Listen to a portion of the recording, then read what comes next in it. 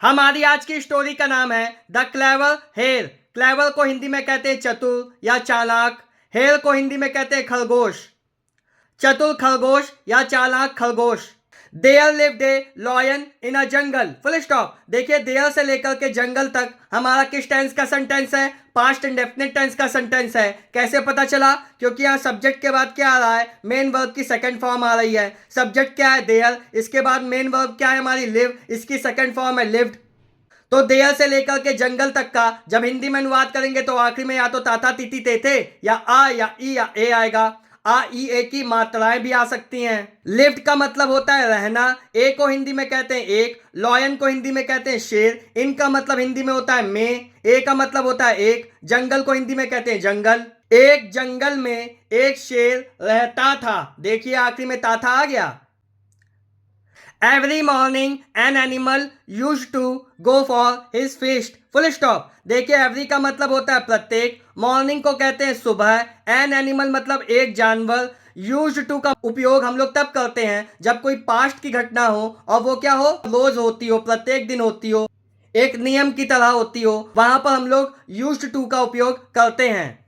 गो का मतलब होता है जाना। यूज्ड टू के बाद हमेशा मेन वर्ब की फर्स्ट फॉर्म आएगी। ये क्या है? मेन वर्ब की फर्स्ट फॉर्म है। गो है। गो का मतलब क्या होता है हिंदी में? जाना। फॉर का मतलब होता है हिंदी में के लिए। हिज मतलब हिज किसके लिए आया? शेर के लिए आया है। उसके फेस्ट का मतलब होता है हिंदी में खाना। उसके भोजन के लिए या उसके खाने के लिए। एवरी मॉर्निंग हर सुबह एक जानवर, एन एनिमल एक जानवर, उसके खाने के लिए जाता था। One morning comma it was a hills turn. Full stop. देखिए वन का मतलब होता है हिंदी में एक। मॉर्निंग को हिंदी में कहते हैं सुबह। एक सुबह। It was hills turn. Full stop. Turn का मतलब हिंदी में होता है बारी। देखिए इस सेंटेंस में इट से लेकर के टर्न तक का जब हिंदी में अनुवाद करेंगे तो आखिरी में क्या आएगा?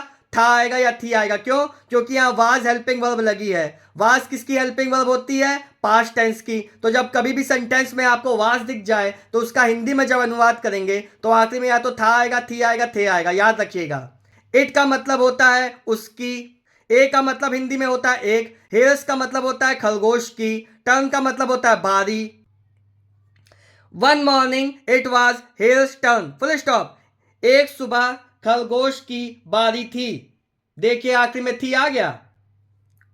ही थॉट। देखिए ही थॉट हमारा किस टेंस का सेंटेंस है? पास्ट इंडेफिनिट टेंस का सेंटेंस है। कैसे पता चला? क्योंकि यहाँ पे सब्जेक्ट के बाद क्या आ रहा है? मेन वर्ब की सेकंड फॉर्म आ रही है। ये सब्जेक्ट हमारा ही। इसके बाद मेन वर्ब थिंक की सेकंड फॉर्म है थॉट। तो ही थॉट का जब हिंदी में अनुवाद करेंगे तो आखिरी में या तो ताथा तीती ते थे या आ या ई या ए आएगा। ही थॉट उसने सोचा। देखिए आखिरी में आ की मात्रा आ गई। सोचा में देखिए आखिरी में आ की मात्रा है।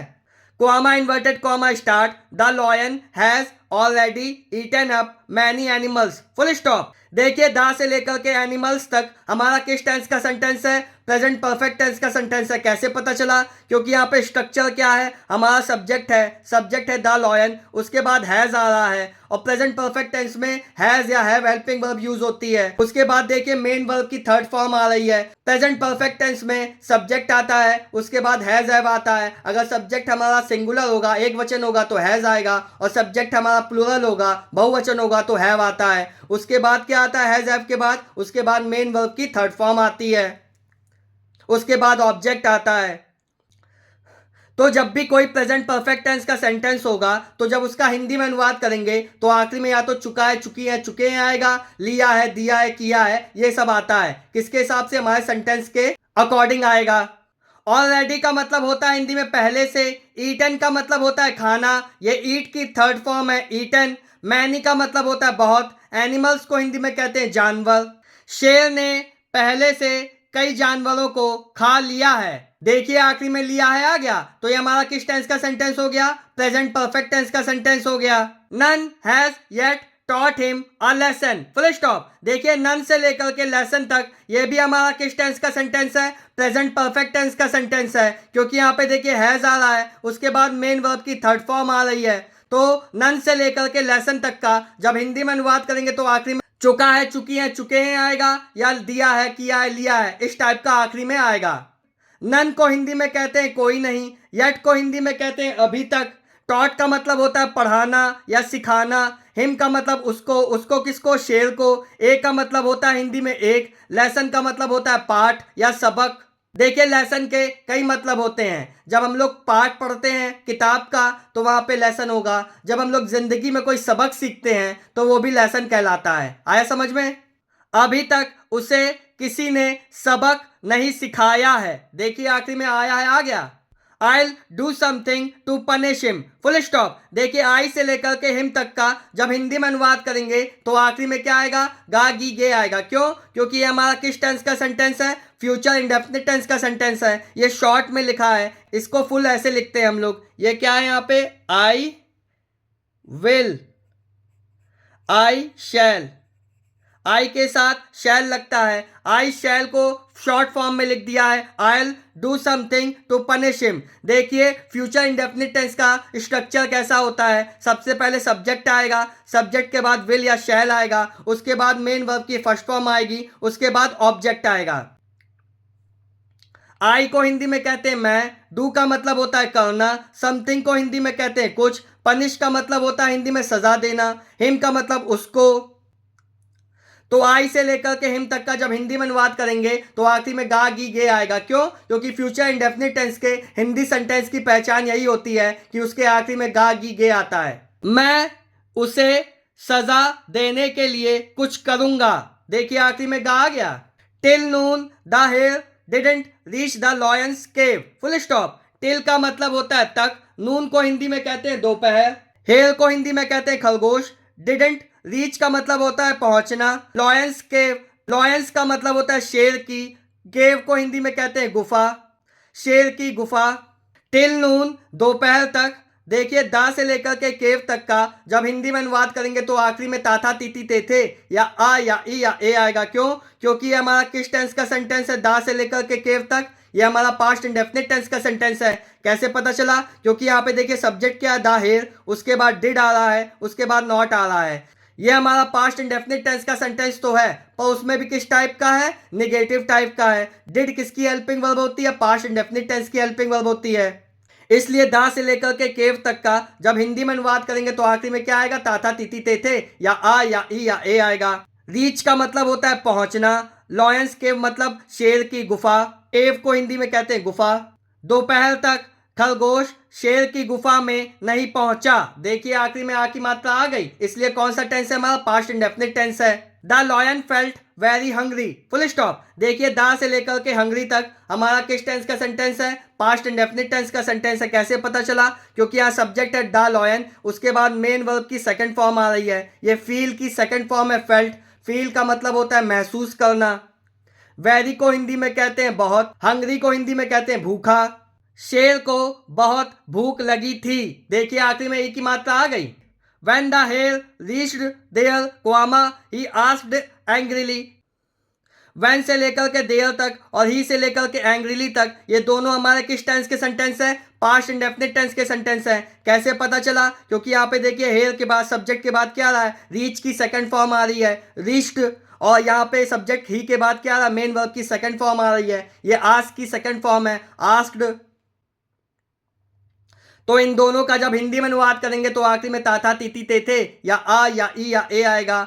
बैन का मतलब होता है हिंदी में जब, हेयर को हिंदी में कहते हैं खरगोश, रीस्ट का मतलब होता है पहुंचना, देयर का मतलब वहां, ही का मतलब होता है वह, आस्क्ड का मतलब होता है पूछना, एंग्रीली का मतलब गुस्से में, एंग्रीली का मतलब क्या होता है, गुस्से में। When the hare reached there, जब खरगोश वहां पहुंचा।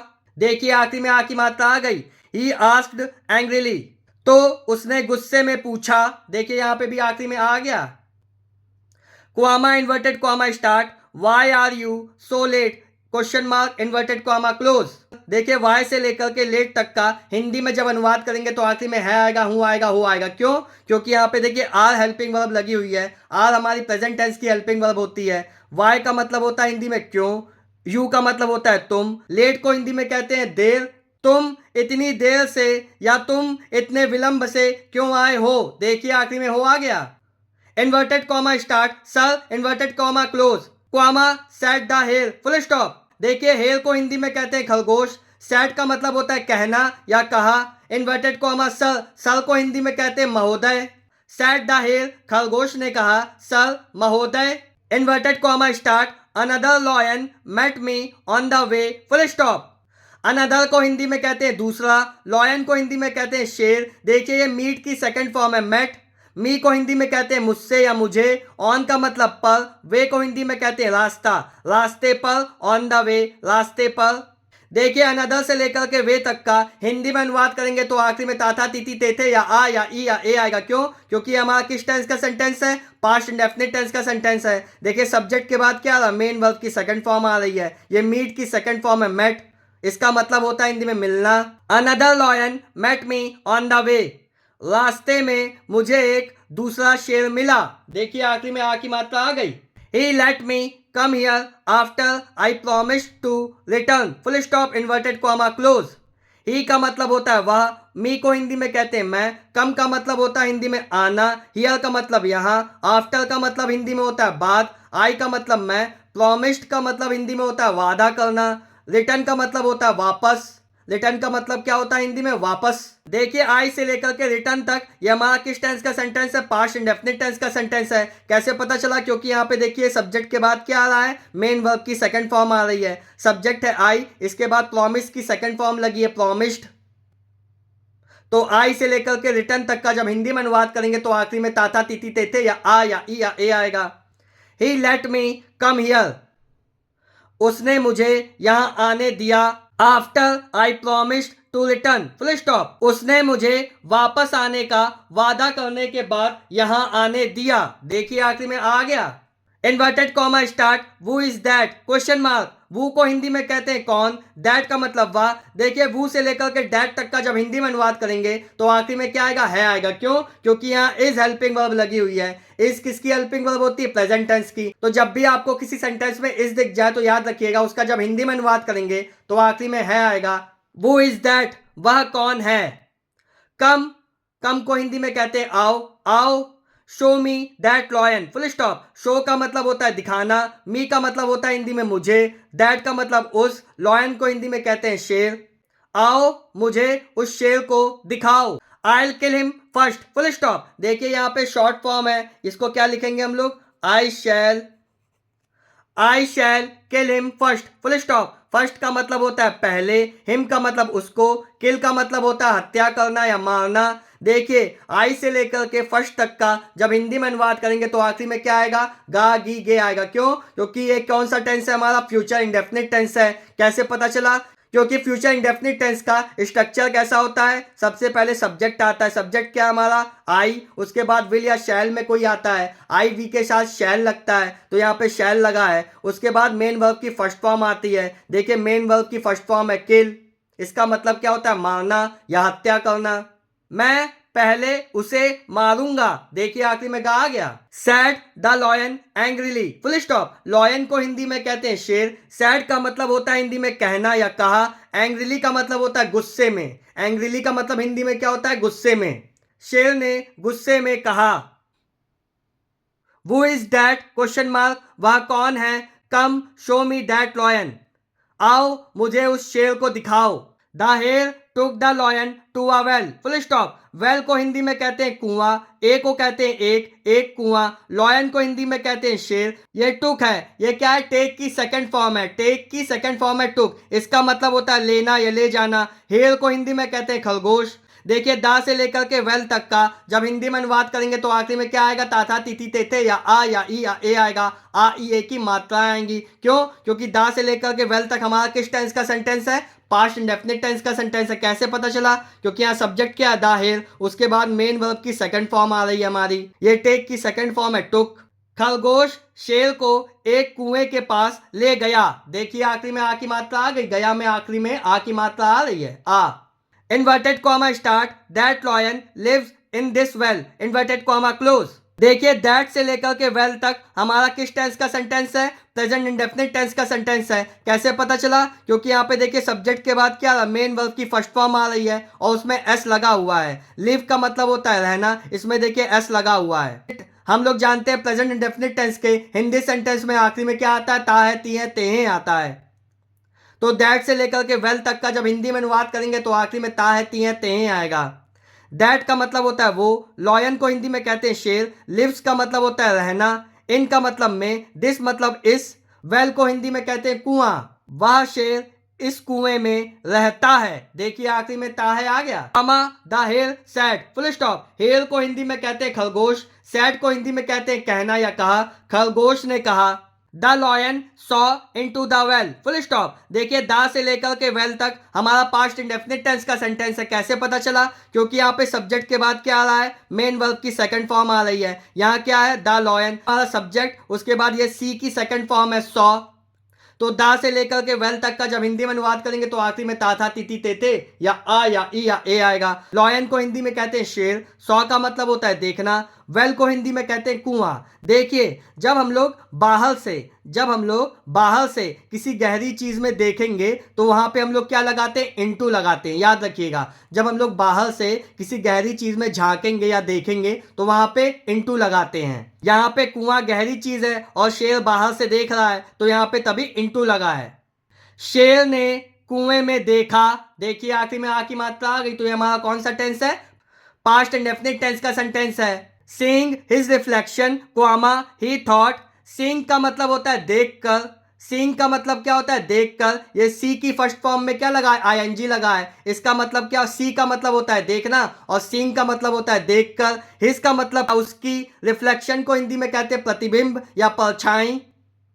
ही थॉट, थॉट देखिए क्या है? ही थॉट, ये हमारा किस टेंस का सेंटेंस है? पास्ट इंडेफिनिट टेंस का सेंटेंस है। तो जब इसका हिंदी में अनुवाद करेंगे तो आखिरी में ताथा तीती तेथे या आ या ई या ए आएगा। ही थॉट, उसने सोचा, सीइंग हिज रिफ्लेक्शन, अपनी परछाई देखकर उसने सोचा, that there was another lion, full stop. That को हिंदी में कहते हैं कि, देयर से लेकर के लॉयन तक का जब हिंदी में अनुवाद करेंगे तो आखिरी में क्या आएगा? या तो था आएगा या थी आएगा। क्यों? क्योंकि यहाँ पे वाज हेल्पिंग वर्ब लगी हुई है। अनदर को हिंदी में कहते हैं दूसरा, लॉयन को हिंदी में कहते हैं शेर, कि वहां कोई दूसरा शेर था। He jumped on it into the well, full stop. Well को हिंदी में कहते हैं कुआं। ऑन का मतलब होता है पर, जंप्ड का मतलब होता है हिंदी में कूदना, इट का मतलब उस पे, वह उस पर कूद गया कुएं में।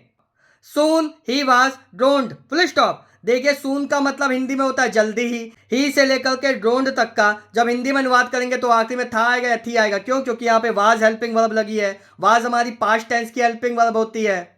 जल्दी ही वह डूब गया था। The hare return to other animals, full stop. देखिए दा से लेकर के एनिमल्स तक का जब हिंदी में अनुवाद करेंगे तो आखिरी में ता था ती थे या आ या ई या ए आएगा। क्यों? क्योंकि यहाँ पे देखिए सब्जेक्ट के बाद क्या आ रहा? मेन वर्ब की सेकंड फॉर्म आ रही है। सब्जेक्ट है हमारा द हेयर, उसके बाद मेन वर्ब की सेकंड फॉर्म है रिटर्न, की सेकंड फॉर्म है रिटर्न्ड। अदर को हिंदी में कहते हैं अन्य, एनिमल्स को हिंदी में कहते हैं जानवरों। रिटर्न का मतलब होता है वापसी या वापस। हेयर को हिंदी में कहते हैं खरगोश। खरगोश अन्य जानवरों के पास वापस लौट आया। He told them how he had killed the lion, full stop. देखिए ही टोल्ड देम हमारा किस टेंस का सेंटेंस है? पास्ट इंडेफिनिट टेंस का सेंटेंस है। कैसे पता चला? क्योंकि यहाँ पे देखिए सब्जेक्ट क्या ही, उसके बाद मेन वर्ब की सेकंड फॉर्म आ रही है। ये टेल की सेकंड फॉर्म है टोल्ड, इसका मतलब होता है कहा या बताया। देम को हिंदी में कहते हैं उन्हें, उसने उन्हें बताया। हाउ को हिंदी में कहते हैं कैसे। He had killed the lion, full stop. देखिए ही से लेकर के लॉयन तक हमारा किस टेंस का सेंटेंस है? पास्ट परफेक्ट टेंस का सेंटेंस है। कैसे पता चला? क्योंकि यहाँ पे देखिए सब्जेक्ट के बाद क्या आ रहा है? हैड हेल्पिंग वर्ब आ रही है। उसके बाद क्या आ रहा है? मेन वर्ब क्या है? किल, किल की थर्ड फॉर्म है किल्ड। और आपको पता होगा ही से लेकर के लॉयन तक ये पूरा हमारा पास्ट परफेक्ट टेंस का सेंटेंस है। क्योंकि पास्ट परफेक्ट टेंस में दो सेंटेंस दिए हो तो पहले वाले का अनुवाद हम लोग पास्ट इंडेफिनिट में करते हैं और दूसरे वाले का पास्ट परफेक्ट में करते हैं, आपको पता होगा। He had killed the lion, lion को हिंदी में कहते हैं शेर। किल्ड का मतलब होता है मारना या हत्या करना। ही का मतलब उसने या वह।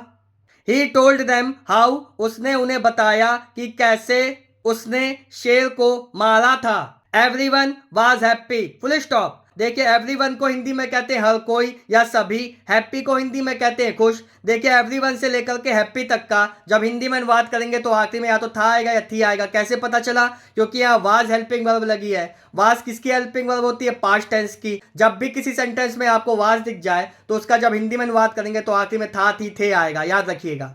एवरीवन वाज हैप्पी, हर कोई खुश था। देखिए आखिरी में था आ गया।